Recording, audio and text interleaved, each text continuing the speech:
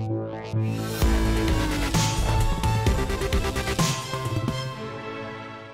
y en a qui s'interrogent sur l'évolution du prix de l'immobilier en France. Le débat est assez tranché pour Patrick Artus. Bonjour Patrick. Bonjour David. Chef économiste chez Natixis, pour vous, les prix de l'immobilier vont flamber. Ça peut choquer quand on voit que l'économie française va mal. Mais pour vous, tout pousse à ce que se forme une nouvelle bulle sur l'immobilier. Ça paraît évident? Alors, si on raisonne d'un point de vue fondamentaliste, on va couper l'immobilier en plusieurs morceaux. On va dire télétravail avec une forte hausse des entreprises qui utilisent du télétravail. Il y a des estimations qui circulent, alors c'est assez provisoire, qui ont l'air de dire qu'en Île-de-France, par exemple, on aura besoin de 20% de mètres carrés de bureaux en moins. Ça ne plaide pas pour nos immobiliers, donc, ce qui dit que l'immobilier de bureau... De bureau. Ensuite, on a tout ce qui est commerce, centres commerciaux, la même chose. On voit une très très forte hausse de la part de la consommation qui se fait en ligne par rapport à la distribution traditionnelle.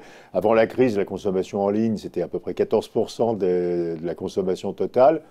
En Chine, on est à 30%, donc on voit qu'il y a une marge de progression. Oui, mais enfin, on voit qu'on a une marche, sans doute qu'on a franchi. Donc et puis on voit qu'il y a des vacances dans les centres commerciaux, donc on se dit que l'immobilier commercial, il faut être très prudent. Alors il reste deux catégories sur lesquelles, a priori, à nouveau d'un point de vue fondamentaliste, on peut être un peu optimiste. La logistique, alors qui explose, avec les entrepôts. Tout ce qui est logistique, livraison, entrepôt, parce que justement, distribution en ligne, consommation, livraison à la maison. Et puis le résidentiel, même si les ménages français il y a une petite crainte sur le chômage, les pertes d'emploi, mais il y a 8,5 millions de Français mal logés, 2,5 millions de Français très mal logés. On construit 400 000 logements par an. Cette année, ça va être peut-être moins que ça, alors qu'on sait qu'il faudrait au moins en construire 600 000. Donc, de toute façon, il y a une rareté structurelle sur le résidentiel. Donc, si on fait du fondamental, on se dit, on va peut-être être très prudent sur le bureau et sur le commercial. Et puis, on va être très optimiste sur la logistique et assez optimiste sur le résidentiel. Alors malgré la solvabilité, il y a une question de solvabilité, est-ce que les gens auront les moyens toujours d'acheter des logements dont les prix vont augmenter? Les prévisions, c'est que le taux de chômage de la France passerait de 8 à 11%, puis ensuite redescendrait, donc il y a une hausse du taux de chômage.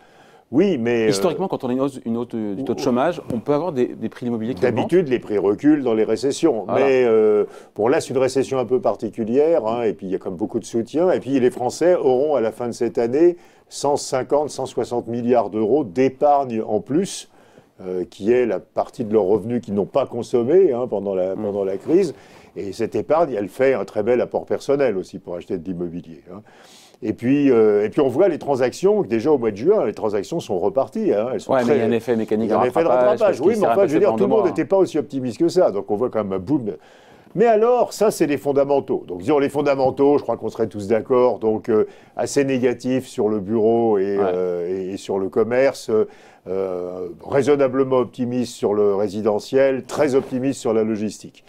Et alors, après, il y a les banques centrales et la liquidité, qui est quelque chose qu'on retrouve évidemment dans toutes nos discussions d'ailleurs, qui est que les banques centrales nous ont inondés en 2020 de liquidités, vont continuer à nous inonder de liquidités en 2021, 2022, que sais-je. Et les taux d'intérêt vont rester au tapis. Et alors, on peut prendre l'occasion de cette question sur l'immobilier pour regarder le mécanisme qui est au centre de plein de choses.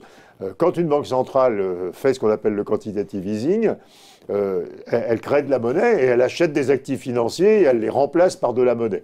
Alors, ça ne crée pas de nouvelle épargne ni de nouveaux revenus, ça fait simplement que les agents économiques détiennent de la monnaie à la place d'autres actifs financiers qui ont été achetés par la Banque centrale. Et puis, les agents économiques, du coup, se trouvent à avoir trop de monnaie.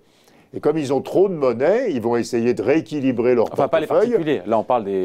tout le monde, les particuliers, les entreprises, les assureurs. Comment en particulier le mécanisme parce que la Banque centrale, elle achète des obligations. Si c'est les vôtres qu'elle achète, vous avez de la monnaie à la place de vos obligations. Ça peut être les particuliers, ça peut être les particuliers indirectement au travers de leur contrat d'assurance vie. Hein. Ouais.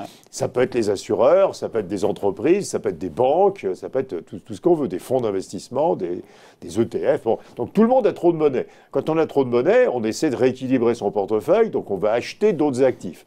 Alors ça ne détruit pas la monnaie, mais si monsieur A qui juge, ou l'investisseur A qui juge qu'il a trop de monnaie, décide d'acheter un appartement pour rééquilibrer son portefeuille, ben, le vendeur de l'appartement reçoit la monnaie, donc il y a toujours la même monnaie, mais comme il y a une transaction immobilière de plus, ça fait monter les prix des appartements.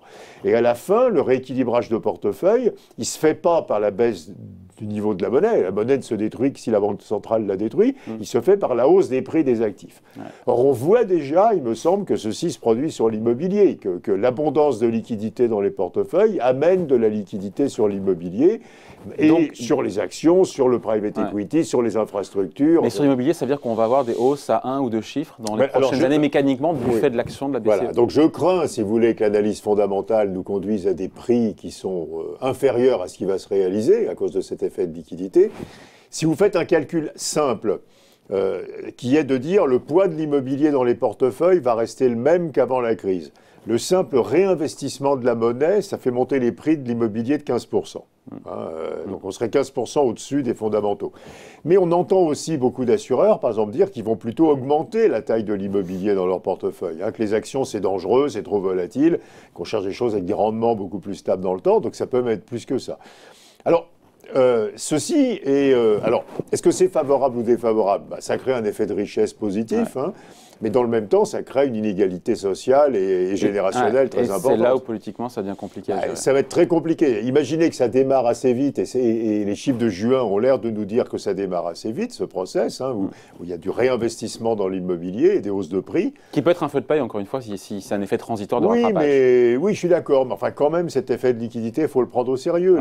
La BCE va injecter 1500, 1600 milliards d'euros de monnaie cette année. Elle va augmenter la taille de son bilan de 40%. Donc malgré la récession, malgré, encore une fois, voilà, les plans de licenciement, le chômage, ça ne freinera pas. Oui, alors ce qui est intéressant, c'est qu'on voit d'ailleurs dans le bureau, les analyses rationalisent toujours ex post ce qu'on observe.